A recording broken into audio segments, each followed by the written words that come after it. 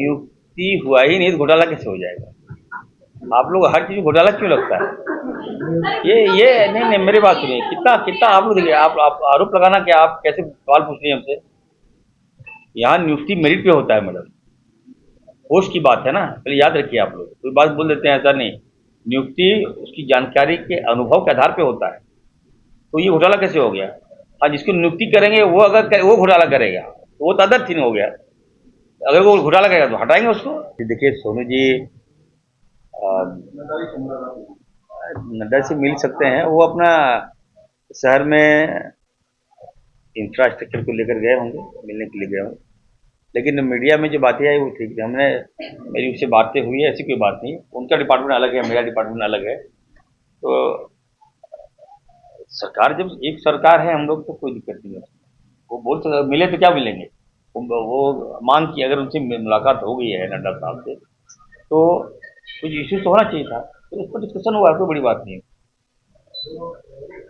ये तो 2 महीना पहले हम लोगों ने करा दिया है बात, तो इसमें तो पहले से हो गया है। अब तो सुनियाद के कगार पर, अब तो हम बीट निकालने जा रहे हैं, तो ऐसी कोई बात नहीं।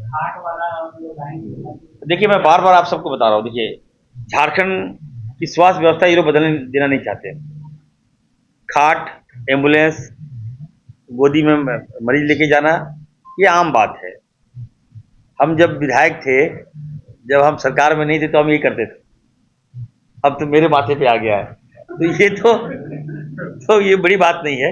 देखिए बाबूलाल जी का मैं ट्वीट देखा और भ्रामक ट्वीट था उनका। वो अनुभवी हैं, एक्सपीरियंस है। बाबूलाल जी को सुझाव देना चाहिए। और साहिबगंज की बात वो कर रहे हैं, उनका विधायक वहां रहा है 10 साल से, तो वो ठीक नहीं करा सकता था क्या है? अब अभी हमको बोल रहे हो, लेकिन मैंने संज्ञान में लिया है, हमारे एसीएस साहब ने भी संज्ञान में लिया है। हम लोग व्यवस्था कर रहे हैं, तो समय तो दीजिएगा। अब बाइक एम्बुलेंस भी ले लिया हम लोगों ने, अभी एम्बुलेंस की प्रक्रिया में हम लोग हैं। बेहतर पुराना एम्बुलेंस खराब है। और मैं सेक्रेटरी साहब से कहूँगा, देखिए कुछ जो 108 के जो ड्राइवर लोग हैं वो लोग पॉलिटिक्स कर रहे हैं, ये नहीं होना चाहिए।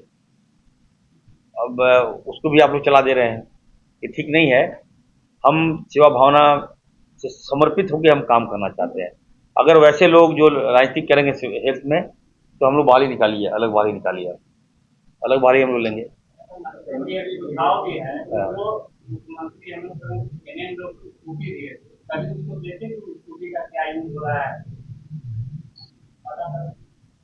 अच्छा, आप में संज्ञान में उतना समय है क्या? स्कूटी देखिए, दे दिए, खत्म हो गया। अब उतना देखिएगा तो हो गया। अब स्कूटी में जांच करेंगे, स्कूटी चल रहा है कि नहीं चल रहा है, ये सब भाई 15 लाख रुपया लोगों को मिला, देखिए क्या आप एम्बुलेंस खत्म हो गया। बताना चाहते हैं, एम्बुलेंस कब तक काम करने लगेगी? अभी तो एम्बुलेंस जो बता रहे हैं, एम्बुलेंस में हम लोग के पास टोटल जो है 450 एम्बुलेंस चालू है लगभग। उसमें से आज हम लोगों ने पहले भी प्रपोजल बनाया था कि हम लोग करीब 300 नए एम्बुलेंस कर देंगे। तो 30 एम्बुलेंस का विभाग द्वारा स्वीकृति दे दिया गया नए एम्बुलेंस के लिए। और इसके अलावा 207 एम्बुलेंस है जो कि 8 साल से पुराना है और 1.5 लाख किलोमीटर से ज्यादा चला हुआ है। तो सरकारी नियम ये है कि 8 साल से पुराना और 1.5 लाख से ज्यादा किलोमीटर चला रहेगा, उस गाड़ी को रिप्लेस कर दिया जाएगा। तो 207 एम्बुलेंस का प्रपोजल बन गया है, तैयार हो गया है। और ये बहुत जल्द ही हम लोग अगले मंत्री परिषद की जो बैठक होगी उसके समक्ष रखेंगे सैंक्शन के लिए। और ये सैंक्शन होगा तो फिर टेंडर करके इसी वर्ष में हम लोग उसको सारे पुराने एम्बुलेंसेस को रिप्लेस करेंगे। ये एक है। और दूसरा, संचालक की तरफ से हम लोग को आ रहा है कि ड्राइवर्स लोग हड़ताल कर रहे हैं, बार बार धमकी दे रहे हैं। तो उसको हम लोगों ने एक टीम बनाया है, एक सेल बनाया है इसको निपटने के लिए, और देखें किस तरीके से इसको हम बेहतर कर सकते हैं। आपका कोई प्रश्न सर?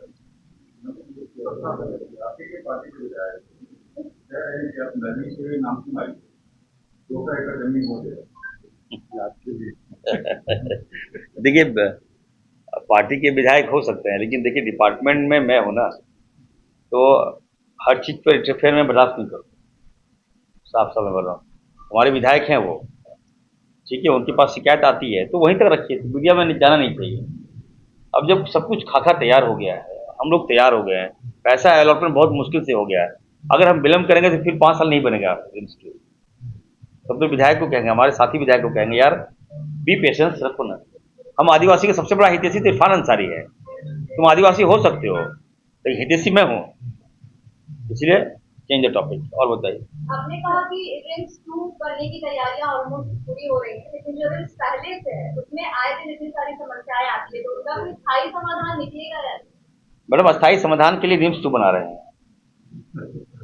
समझ जो गए? पहले से है नहीं, क्या रिम क्या वहाँ भी रिम जो रिम डेली रिम्स, पेशेंट्स आते हैं? देखिए मैडम, एक तो छोटा बिल्डिंग है, न केवल झारखंड से, दूसरे राज्य से पेशेंट आते हैं, पेशेंट का फ्लो बहुत ज़्यादा होता है, डॉक्टर्स कम हैं, और सारे लोग, कोई मरीज आ गया तो डॉक्टर्स का काम है उसका जान बचाएं। तो आप देखिएगा, आप जाइएगा तो नीचे भी पेशेंट लेटा हुआ है मेरा।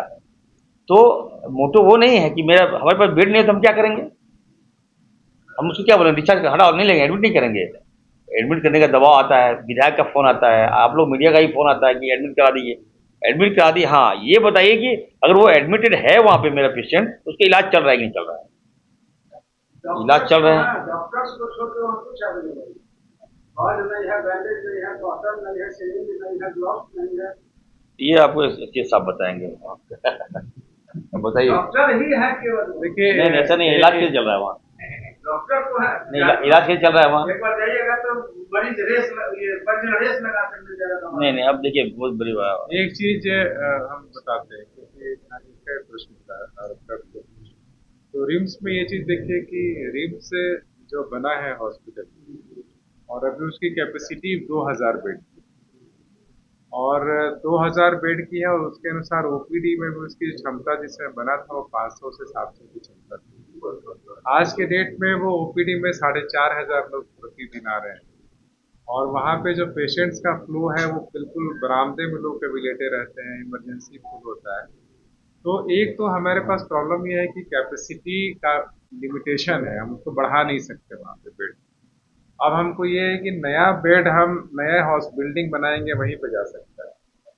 तो इस कैपेसिटी जो क्षमता का लिमिटेशन को देखते हुए हम लोग को ये है कि नया हॉस्पिटल बनाने की आवश्यकता है, लेकिन एट द सेम टाइम ये भी है कि पुराने हॉस्पिटल को हम एज इट इज नहीं खोल सकते, उसको भी हमको रेनोवेट करने की जरूरत होगी। तो उसका रेनोवेशन का प्लान ऑलरेडी मंत्री परिषद से अप्रूव है 750 करोड़ का, जिसमें कि जितनी भी बिल्डिंग्स हैं उसको पूरा इंफ्रास्ट्रक्चर रेनोवेशन है, और साथ में ओपीडी भी 4500 5000 कैपेसिटी का उसका बनाने का है। पूरा सेंट्रल डायग्नोस्टिक्स है वो सैंक्शन हो चुका है। अब ये हुआ कि ये भी होगा साथ में, और नया भी रिम्स बनाया जाएगा, ताकि 3200 बेड का जब हम बनाएंगे तो 3200 बेड इधर होगा और 2000 इधर होगा, तो 5200 बेड का होगा। तब जाके जो रांची में जो पेशेंट्स का फ्लो हो रहा है वो हम उसको टैकल कर पाएंगे। ये इश्यूज यहाँ पे है। लेकिन हम मरम्मती हॉस्पिटल चलते हुए कराने में मुश्किल होती है कि मान लीजिए पेशेंट भर्ती है, सारे वार्ड यदि फुल है, वहाँ को मरम्मत करना थोड़ा दिक्कत है। इसीलिए हम लोग चाह रहे हैं कि धीरे धीरे करके मरम्मत करेंगे, वो टेंडरिंग के प्रोसेस में है। जैसे हो जाएगा तो बिल्डिंग कॉर्पोरेशन करता है, डिपार्टमेंट नहीं करता, वो बिल्डिंग डिपार्टमेंट करता है। हम लोगों ने सैंक्शन कर दिया, तब कर दिया, बिल्डिंग डिपार्टमेंट करना है। दूसरा जो ये बता रहे हैं डे टू डे एक्टिविटीज का बता रहे हैं, जैसे कॉटन्स नहीं है, बैंडेज नहीं है, दवा नहीं है, मशीन्स नहीं है, तो इसके लिए पर्याप्त राशि हम लोगों ने पिछले बार भी दिया था पैसा, 400 करोड़ रुपया। इस बार हम लोग 400 करोड़ रुपया दे दिए हैं।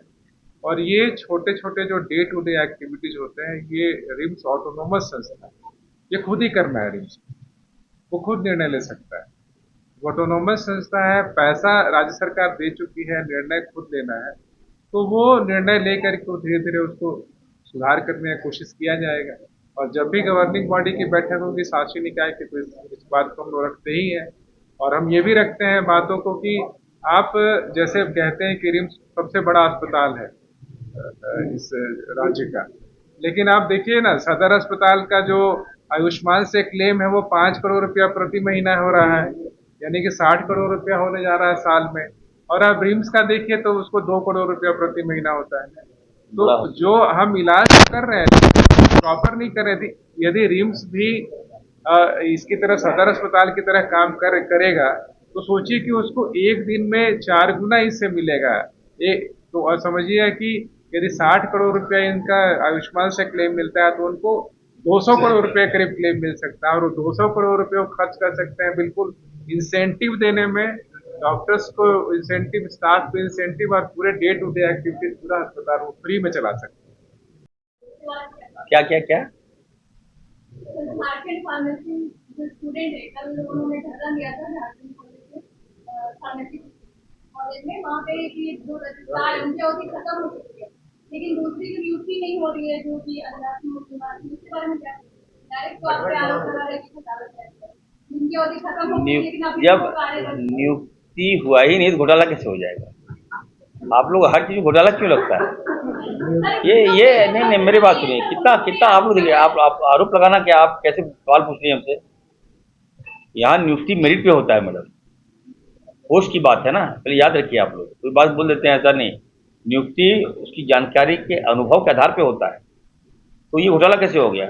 हाँ, जिसको नियुक्ति करेंगे वो अगर वो घोटाला करेगा तो वो तो अदर थिंग हो गया।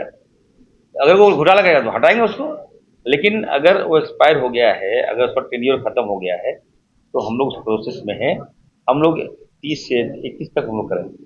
5 ऑलरेडी हम अरे देखिए, कैबिनेट में हम लोगों ने प्रस्ताव दिया था कि अटल मोहल्ला क्लिनिक जो है वो पूरे देश में फ्लॉप हो गया, दिल्ली में भी फ्लॉप हो गया, दिल्ली सरकार ने भी इसको हटा दिया। तो हमने कहा कि नहीं, ये जब हमारा ये सेटअप जो चल रहा है इसको हम आगे बढ़ाएंगे। तो इसको लेकर जब नया मंत्री है, नया लुक है, एडवांस टेक्नोलॉजी आ रहा है, एआई का ज़माना आ गया है, तो हमने एडवांस क्लिनिक का नाम दिया था।